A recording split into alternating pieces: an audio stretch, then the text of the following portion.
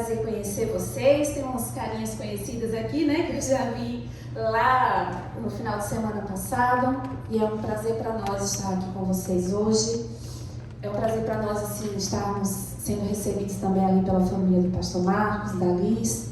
Estão passando muito bem, viu, gente? Durante essa semana toda. E está sendo muito legal. Assim, nós estamos conhecendo vários lugares, conhecendo muito da cultura também, conhecendo os irmãos e gostando de estar juntos com vocês. E é uma bênção muito grande estar aqui e poder falar para vocês daquilo que eu amo fazer, que é trabalhar com famílias, que é ajudar as famílias a viverem melhor um pouco. Trabalhar com famílias é ter a esperança de um mundo melhor, porque quando os casais estão mais felizes, eles criam filhos mais felizes, e esses filhos mais felizes têm uma visão positiva de família e podem formar famílias mais felizes a partir da visão positiva de família que eles têm. Então, quando as famílias estão bem estruturadas, quando as famílias estão mais felizes, nós temos um mundo que funciona melhor. Então, quando trabalhamos com famílias, nós temos realmente o trabalho da esperança. É a esperança de termos um mundo melhor, com pessoas mais felizes.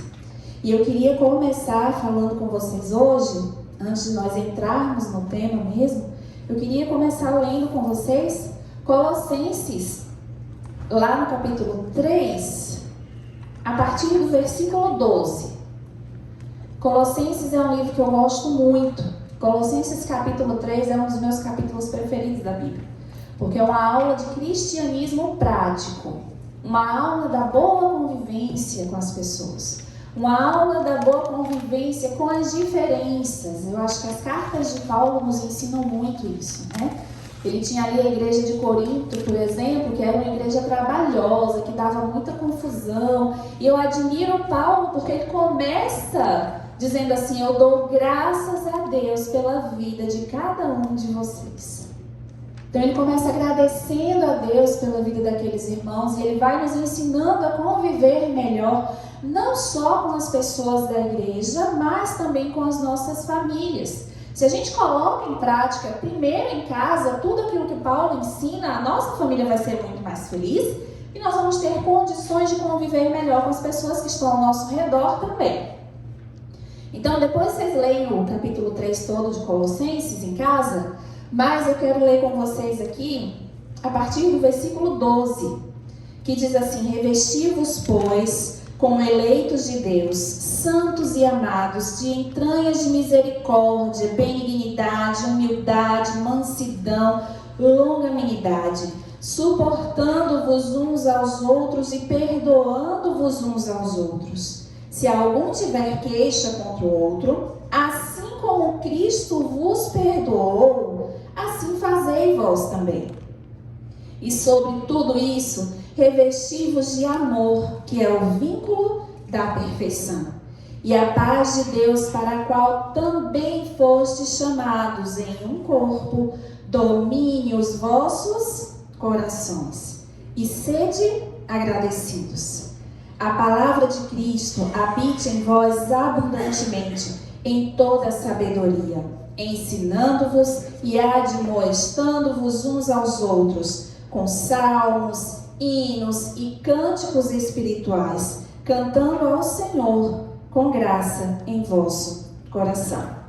E aí ele vai falando, e ele fala para a mulher, ele fala para o esposo, ele fala para o servo, ele fala para os filhos, ele fala para os pais, e depois ele vai aí falando várias coisas sobre relacionamentos. E ele está falando aqui para a igreja, mas a gente pode tomar tudo isso e trazer para dentro de casa.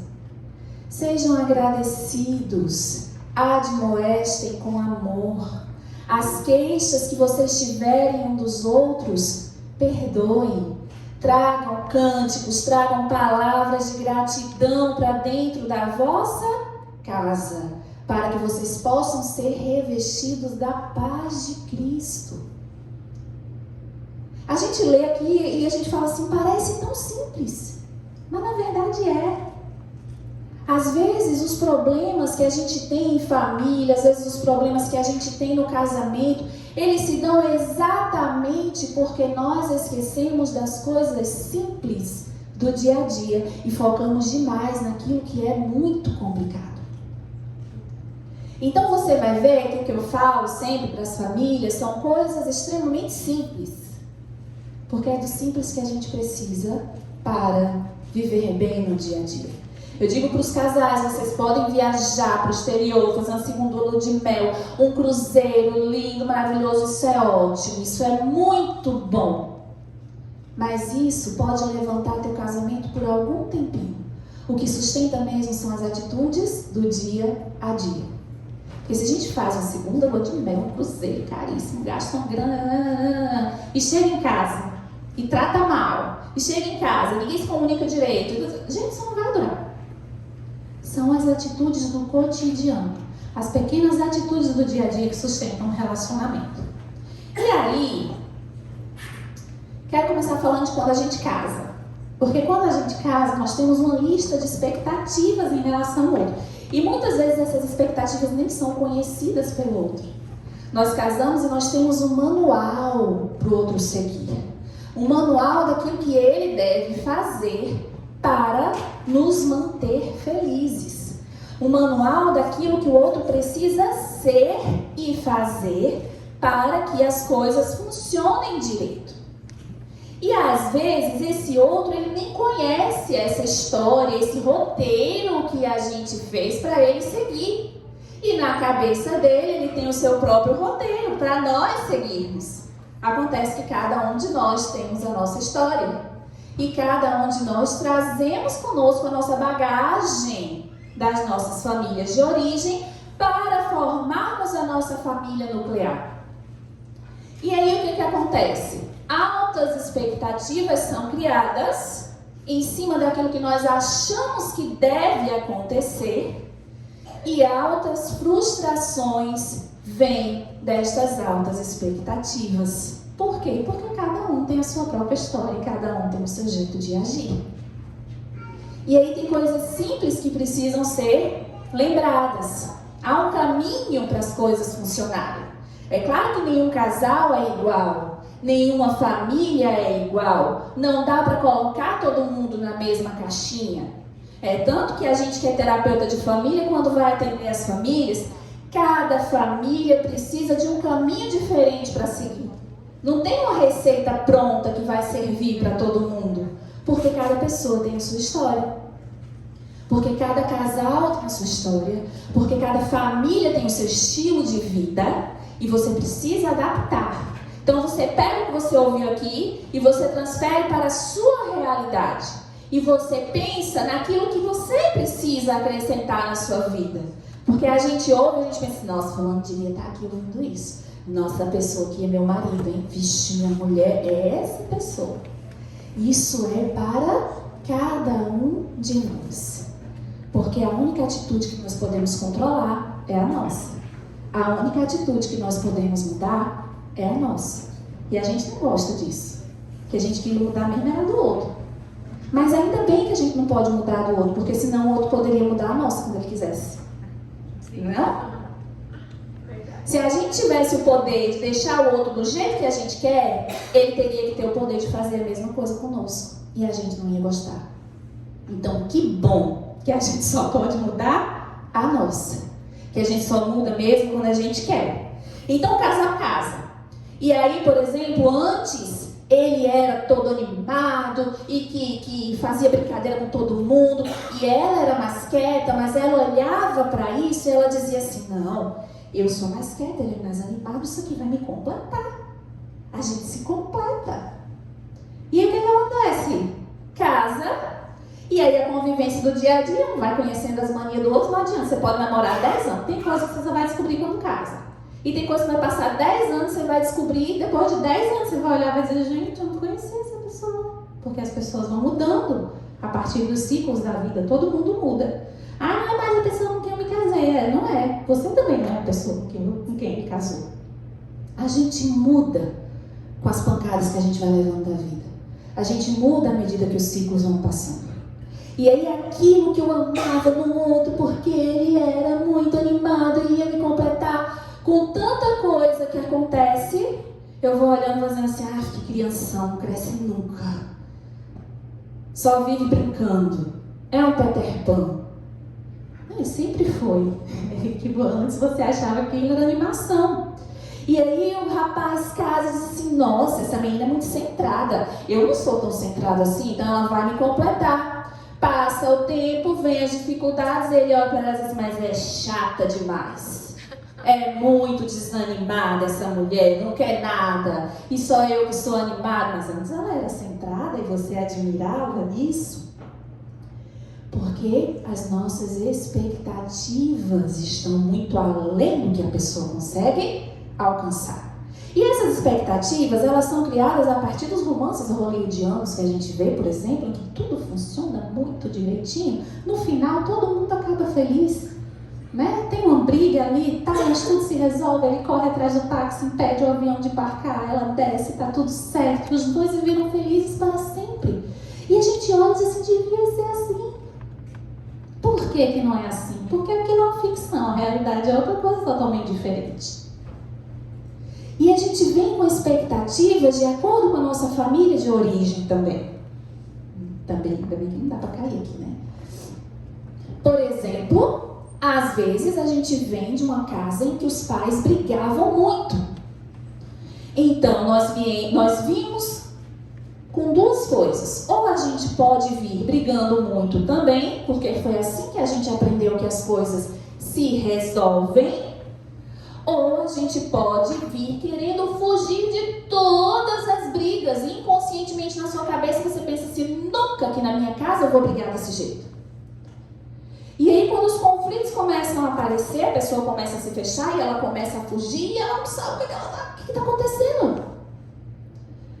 Porque na cabeça dela, aquele modelo foi criado de nunca vai acontecer esse tipo de coisa na minha casa.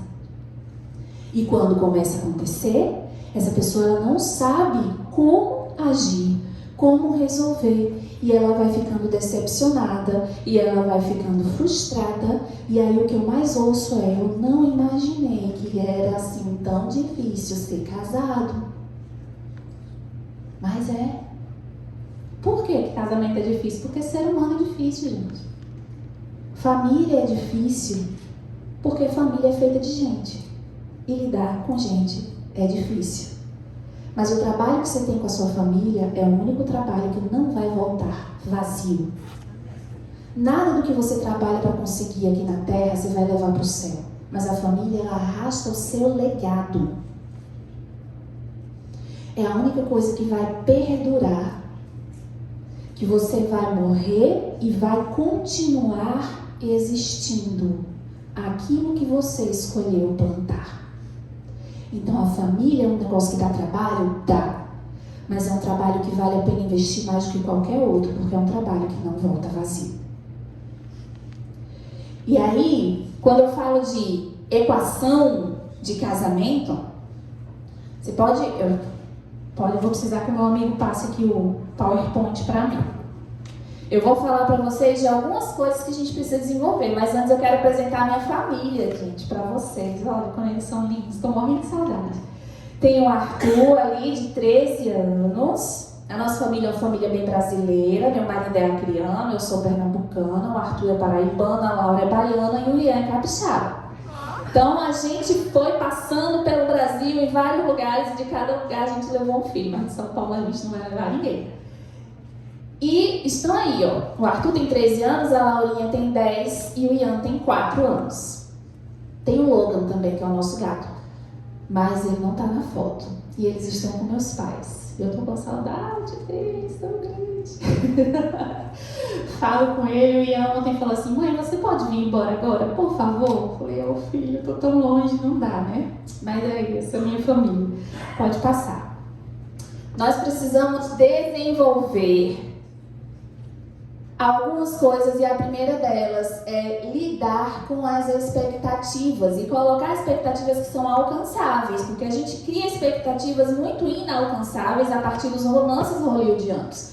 Então eu tenho ali, a minha expectativa, eu preciso ter uma boa vida sexual, eu preciso ter a parceria e o companheirismo, projetos em comum, consenso sobre como levar o dia a dia, educar os filhos, apoio, compreensão, parceiros felizes e bem-sucedidos o tempo todo, e tudo isso junto no mesmo pacote todo dia. Não dá. Infelizmente não dá. A gente quer coisa demais de seres humanos que são tão imperfeitos como nós. E é por isso que a gente se decepciona, porque a gente espera muito, gente. Tudo isso aqui, não é nem assim, eu posso ter isso não, eu posso ter isso, eu vou escolher isso. Não, tem que ter tudo isso junto. Porque hoje em dia, se você não tiver tudo isso junto, a fila anda, procura outra coisa. As pessoas ficam pulando de parceiro em parceiro, procurando algo que elas nunca vão achar, que é a pessoa perfeita. Porque ninguém é isso tudo aqui ao mesmo tempo. Pode passar. E aí nós precisamos desenvolver aí 5 competências que eu vou apresentar para vocês, para a gente começar a viver bem aí como casal.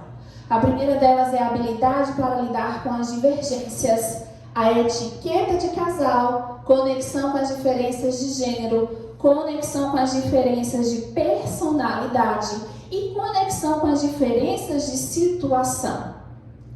Vocês veem quanta diferença que eu coloquei aí, e essas são só algumas das diferenças que a gente vive. Mas se você aprender essas daí, já está de bom tamanho. Já é um bom começo para dar uma melhorada no casamento. Pode passar. A primeira competência é a habilidade de lidar com as divergências. Essa competência ela é tão importante no casamento que se apenas um dos dois se der o trabalho de desenvolver, a coisa já avança muito. Porque é difícil é quando nenhum dos dois desenvolve ou quer desenvolver essa competência. E os estudos de terapeutas de família, inclusive aqui na Universidade de Washington, eles têm um laboratório do amor, em que eles estudam casais. Colocam o casal para viver ali, tipo um Big Brother, num apartamento cheio de câmeras, e eles observam as atitudes dos casais. E descobriram que casais felizes e infelizes são muito parecidos, os que se declaram felizes e os que se declaram infelizes. E resolver as divergências, saber como resolver, saber como lidar com essas diferenças é uma das grandes habilidades dos casais que se consideram felizes. Porque quando você não sabe resolver o problema, quando você não sabe lidar com as divergências, então a coisa fica muito difícil. Então, desenvolver essa habilidade, a gente, por exemplo, precisa dialogar, saber conversar. E quando eu estou falando de conversar, eu estou falando de falar e ouvir. Hoje à tarde eu vou falar um pouco mais sobre isso. Mas a principal habilidade para lidar com as divergências é atacar o problema sem atacar o outro. Porque os problemas, eles se instalam. As divergências, elas se instalam e as diferenças, elas estarão presentes, a gente querendo ou não. Mas há uma diferença entre eu perceber aquele problema e eu trabalhar pela resolução do problema e eu atacar o outro. E eu culpar o outro. Porque quando o problema se instala, gente, não adianta de quem é a culpa. A gente tem que resolver. Pronto. Não adianta ficar, a culpa é sua, vou falar um pouquinho mais sobre isso hoje à tarde. A gente precisa aprender a atacar o problema. Você imagina uma empresa bem-sucedida que está diminuindo as vendas. As vendas estão caindo e eles precisam aumentar, então eles fazem uma reunião. Me diz o que é que vai resolver se na reunião eles chegam assim e dizem assim: você não vendeu o suficiente, a culpa é sua, não, tá caindo porque você não fez o que devia fazer. Eles podem ficar meia hora culpando um ao outro, vai resolver o quê? Nada. Sabe quando vai resolver? Quando eles disserem assim: as vendas estão caindo, o que nós vamos fazer para aumentar essas vendas? Vamos traçar uma estratégia para aumentar as vendas. Então, no casamento, por exemplo, nós somos criados de maneira completamente diferente, a gente tem divergências, por exemplo, de como nós vamos educar os filhos. O pai acha que tem que ser de um jeito, a mãe acha que tem que ser de outro. Geralmente, um acha que o outro é muito mole. O meu jeito é melhor que o seu, a minha forma de fazer é melhor que a sua, eu estou certo e você está errado. E enquanto nós estamos nos degladiando para provar quem está certo e quem está errado, o filho está perdendo. Porque ele que devia ser o foco, a educação dele que devia estar em foco. Então, o que nós vamos fazer para fazer o melhor pelo nosso filho, para que a educação dele seja melhor? Pouco importa quem está certo e quem está errado. O foco é o filho e a educação que ele precisa ter.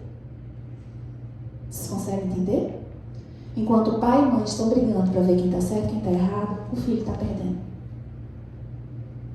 Então, a gente precisa tirar o foco da culpa um do outro e prestar atenção no que nós, casal, podemos fazer para resolver as divergências. Em que eu, pessoa, posso contribuir para que o casal seja mais feliz. E a gente tem dificuldade nisso. A gente pergunta, quando junta um casal assim, pergunta assim, o que você pode fazer para melhorar a relação? Eu podia fazer muita coisa, mas eu acho que fulano podia fazer isso. Se ele fizesse isso, eu faria isso. Não, o que eu posso fazer? Porque, como eu disse no começo, o outro só muda quando ele quer. Se a gente soubesse o poder que tem na mudança da nossa atitude, a gente já tinha mudado há muito tempo, viu, gente? Pode passar, amigo. A segunda habilidade é a etiqueta de casal. Gente, a gente precisa ser educado com o casal, tá? A gente precisa ser educado com o esposo e com a esposa. Se você é educado com todo mundo lá fora, mas não é educado dentro de casa, sua vida é pura hipocrisia. Tem gente que diz assim, eu sou sincero, eu falo na cara, eu falo o que precisa ser falado. Se para falar alguma coisa você desconsidera o sentimento do outro, como ele vai se sentir depois disso, o que ele pensa, não é sinceridade, é grosseria. Porque você pode dizer aquilo que precisa ser dito de uma maneira educada, pensando no ser humano que está à sua frente, pensando nos sentimentos dessa pessoa que está à sua frente. Então, às vezes a gente fala, porque sua mãe, porque seu pai, porque você, porque seu trabalho, porque isso, porque aquilo outro, e desconsidera completamente que ali é um ser humano que tem sentimento, que pode se ferir com aquilo que eu estou falando. Então, se é para ser sincero, desconsiderando tudo que o outro pensa, não seja. Não seja.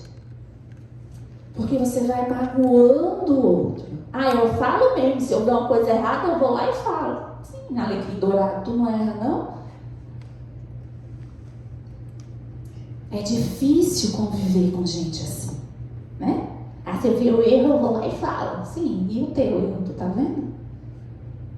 Você entende? Então, eu preciso considerar o ser humano que está ali comigo. Isso não é só no casamento, isso é quando você vai brigar com seu filho também.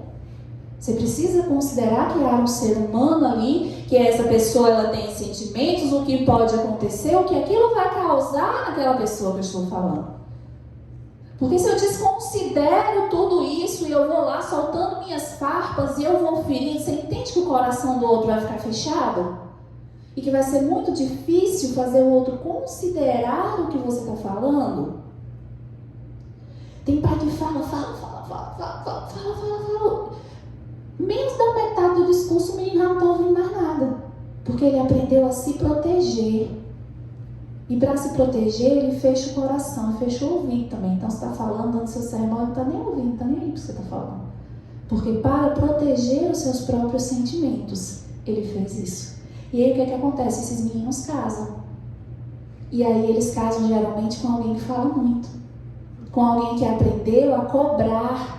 Com alguém que aprendeu a resolver o problema cobrando. E aí o que eu tenho? Um que fala demais e um que cala. E que aprendeu a desligar a mente de ouvir sermão. E aí quanto mais eu me calo, mais o outro fala, mas eu vou falar mais sobre isso hoje à tarde. Então, Considera o ser humano que está ali na frente e os sentimentos que ele tem. Outra habilidade, conexão com as diferenças de gênero. Gente, você pode espernear o quanto você quiser, tem diferença sim, tá? Tem. E essas diferenças de gênero, elas são formadas também a partir da nossa criação. Por quê? Porque na nossa visão de família, de origem, ser homem era desse jeito aqui. Ser mulher era desse jeito aqui. Então, nas próprias regiões brasileiras, há diferença entre o que é ser um homem e o que é ser uma mulher. E quando eu me caso com essa pessoa, estou convivendo com ela, não tem como eu desconsiderar a criação que ela teve. É por isso que eu falo, você conhecer a história da pessoa com quem você se casou é fundamental para que você entenda as atitudes que ela toma hoje. Porque sim, o que aconteceu na vida dela quando ela tinha 3 anos influencia o modo como ela age hoje, casada contigo. Então a visão que teve do que era que o homem fazia na época que eu era criança, a visão que eu tive do que uma mulher fazia na época em que eu era criança, isso influencia o nosso jeito de ver a vida. E a gente não pode desconsiderar isso quando a gente está vivendo com o outro. Então, às vezes, você queria mesmo que ele agisse dessa forma aqui. Mas ele aprendeu a vida inteira a agir dessa forma aqui. Então, a gente precisa de um pouquinho de paciência. Porque quando a gente diz assim, não, influencia, ele aprendeu assim na infância. Não é que ele tem que se acomodar e viver assim pro resto da vida porque ele aprendeu assim na infância. Ele pode mudar e ele pode aprender, mas mudanças de mentalidade levam tempo. Algumas mentalidades, para serem mudadas, elas levaram séculos para que as pessoas parassem de pensar que isso aqui funciona dessa forma e começassem a pensar que funciona desse jeito. Mentalidades levam tempo para serem mudadas. E aí, às vezes, o que acontece? Quem tem paciência para cuidar de planta vai entender o que eu estou dizendo. Eu não tenho. Não sei cuidar de planta. Mas o que acontece é o seguinte, você ganha uma sementinha. Lá no Brasil tem muito isso. As crianças ganham sementinha para plantar de lembrancinha no aniversário. E aí ele vai regando. Dá o primeiro dia ele rega. Dá o segundo dia ele rega. No terceiro dia ele rega. Passou uma semana ele não quer mais regar. Ele quer que a planta nasça. Só que algumas plantinhas demoram mais para nascer. E se você desistir de regar, você nunca vai saber como ela era. Tem plantinha que você vai regar uma semana, ela vai começar a sair, você vai ficar todo animado, vai regar. Né? Mudanças são assim. Elas demoram um certo tempo para acontecer. E a gente sabe disso, porque a gente promete para academia toda segunda-feira e a gente não vai. A gente promete ser fitness todo ano e a gente não é.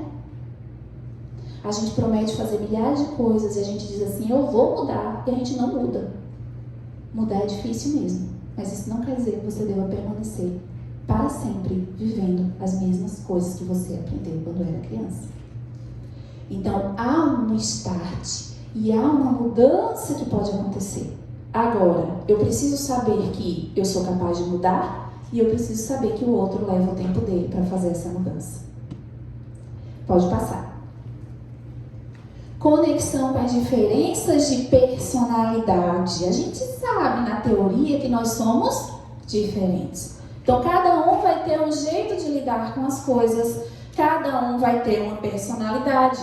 E aí, o que acontece? A gente tem o costume de achar que o outro seria muito melhor se ele agisse do meu jeito. Se ele resolvesse os problemas do jeito que eu resolvo, daria muito mais certo. Se ele esperasse pelas coisas do jeito que eu espero, nossa, ele seria muito mais feliz. Se a gente agisse do jeito que eu ajo, nossa, seria muito bom.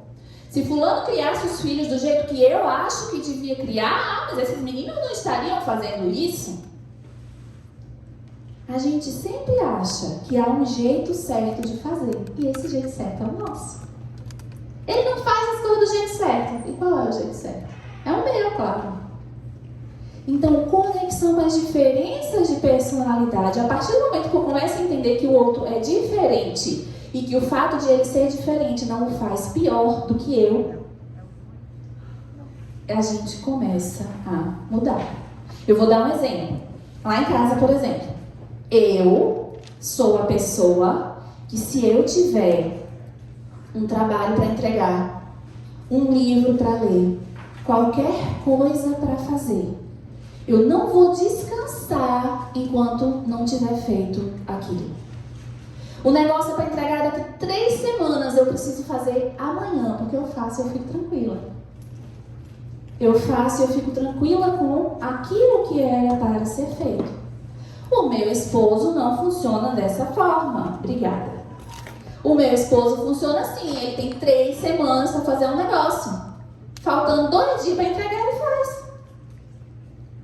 E ele funciona dessa maneira. E é a maneira que ele funciona. E eu tive dificuldade para entender que o meu jeito de fazer não é o jeito certo, é apenas o meu jeito.